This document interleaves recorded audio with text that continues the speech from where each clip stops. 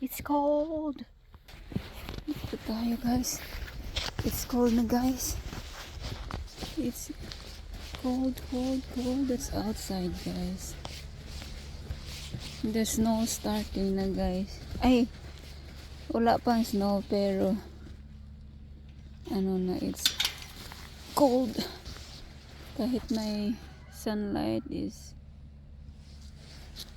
ano na, malamig na guys. It's cold. Ayan na, nag-ice na.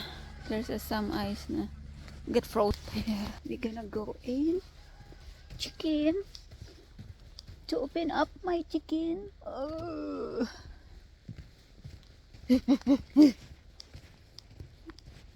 Ay, guys, yan ang chicken. Gusto ko na ng Pinas.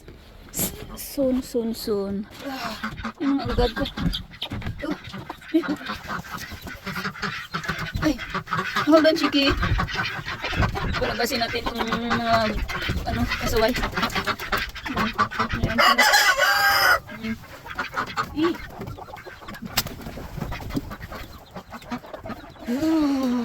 Kailangan mag-gloves guys kasi ano,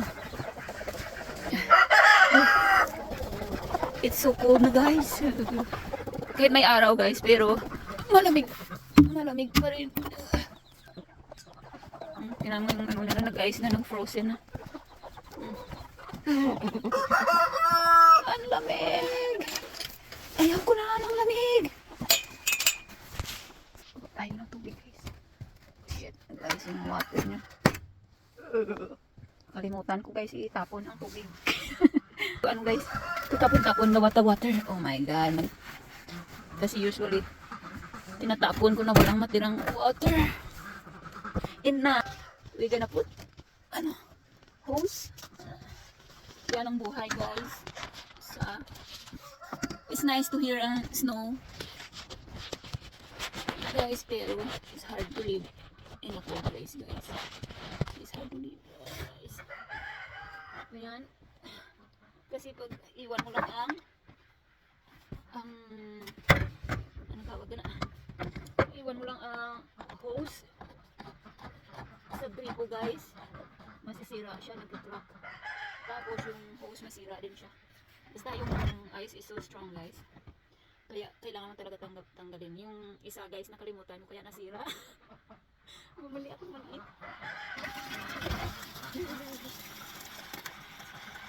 That is why it's hard guys to live sa cold place. Kasi you're dealing with the water to make them not to froze. Ang lamig!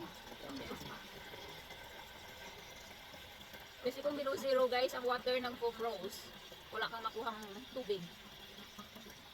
Kaya every time in a cold place, every time in outdoor guys, every time when you're done, pagtapos mo ng ng gamit, kailangan mo i-drain kasi masisira ang hose mo guys. Kaya bumili ako maliit kasi pag mahaba, ang hirap guys. And then, yung mga alagad ko, bigyan ko na ng tubig! Gusto ko na umuwi guys. Ng Pinas. Ayaw ko na ng lamig guys. Ayaw ko na ng lamig.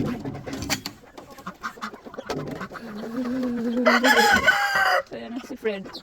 His name is Fred guys because soon he will be fried. Ayan, naligyan na natin tubig guys. Ang mga kwaki-kwaki. Yup. Yan ang mahirap guys if nakatira ka sa malamig. You have to deal cold. And make sure na ang water is, yan ang mahirap minsan we deal with frozen water. So we need to keep our water safe na not to get froze because it's hard to get water. And then we're gonna get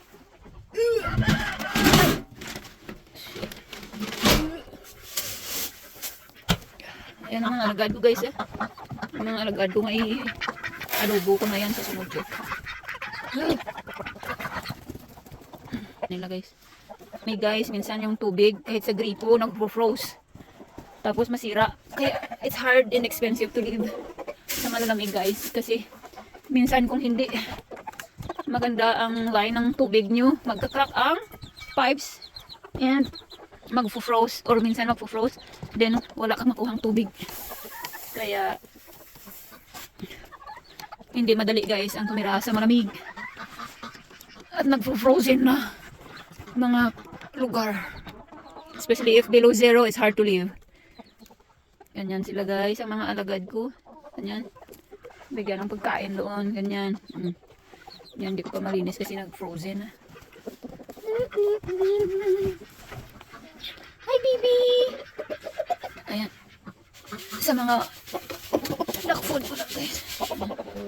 Ayan. And then, minsan, ang water nila guys, nagtubig. Kaya, they're lucky. Nilalagyan ko na electric, heater na. May heater. Ayun ang tawag na. Basta, to keep warm. And then, ganyan. Ganyan. Food. Puno yan, guys.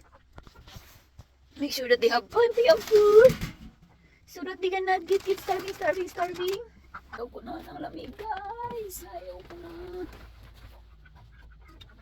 Suko na ako, guys, sa lamig. Kahit walang snow, guys, pero ang temperature is freezing. Kunin na lang natin kasi this time na guys, na mga panahon na winter, pag tumagal, nagka-crack na yung itlog sa sobrang lamig. Agad ko, pakain ko na yung iba. Lalo na yung mga pato na yan. Dalawa lang naman yung babae, halos lalaki. And they eat non-stop. So I don't like much ducky guys or duck guys kasi there's my other babies. Their bodies there. White chicken and then some predator eat the bodies of that guys. That is why supposed to be dalawa sila. But some predator, pag mga ganyan ng size guys, easy lang sila i-carry ba guys, yung mga predator. Minsan ano ba yung galipad? If not eagle is I forgot the other one guys. Ano tawag nila guys? Yung ginabitin guys. Pang maliit na size ganyan favorite nila. Pero kung malaki medyo mahirapan sila. Kaya pag mga ganyan na size yung maliliit, yan. Favorite nila kainin kasi nga kaya nila ibitin.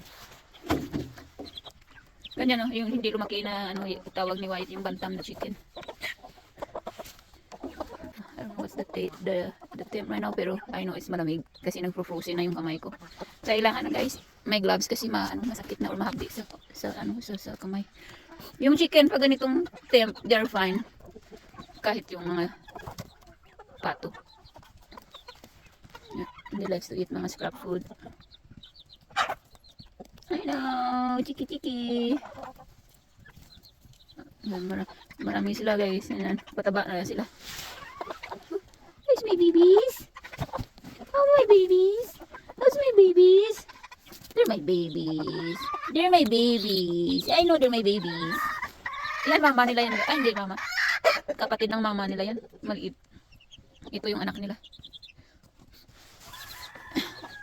That's why it's chicken. The bantam chicken. He called. It's so cold guys. Ganyan guys. That's our new place. Ganyan. Wooded. Ganyan. Diba? May araw.